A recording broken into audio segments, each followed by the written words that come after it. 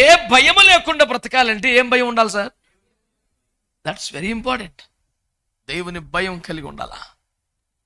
దేవునికి స్తోత్రం.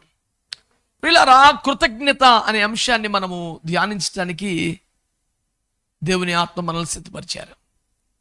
ఇక్కడ కన్య మరియ దైవజనురాలు వాళ్ళ పాస్టమ్మ గారని ఎలిజబెత్ దగ్గరికి వచ్చినప్పుడు ఆ తల్లి, ఆత్మీయ తల్లి పాస్టమ్మ అందించిన అద్భుత ప్రోత్సాహాన్ని బట్టి ఉప్పొంగుతున్న హృదయముతో పలికిన కృతజ్ఞత వచనాలు మనం చదివాం. ఆ పాస్టమ్మ గారిని బట్టి నేను దేవుణ్ణి ఎంతగానో స్తుతిస్తున్నాను. తన కడుపులో దైవజనుడు, తన విశ్వాసి కడుపులో లోకరక్షకుడు ఉన్నాడు. తన అసూయ పడలేదు. నాకంటే నా విశ్వాస బిడ్డలు పై స్థాయిలో ఉన్నారు ఏమిటబ్బా అని బాధపడలేదు. సరిగదా, ఎంతో సంతోషపడింది, ఉప్పొంగిపోయింది, ఆనందపడింది, ఆశీర్వాదకరమైన మాటలు మాట్లాడింది. నేను చెప్తున్నాను కదా, మీ జీవితంలో మీరు ఎంత పెద్దోళ్ళైనా సరే, నిజంగా మీ అభివృద్ధిని కోరుకునే, మీరు బాగుపడితే సంతోషించే ఆత్మీయ తల్లిదండ్రులు ఉంటే మీ అంత ధన్యులు భూమి దిక్కు ఎవడు ఉండడు. దేవుని స్తోత్రం.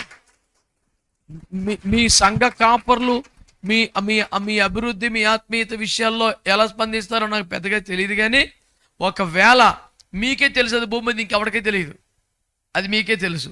మీ అభివృద్ధిని కోరుకునేవారు, మీరు బాగుపడితే ఆనందించే వాళ్ళు అయితే మీరు ప్రపంచంలో బెస్ట్లో ఉన్నట్లు లెక్క. ఈ తిరుగులేదు మీకు యేసు రక్తం ఇచ్చి. దేవునికి స్తోత్రం.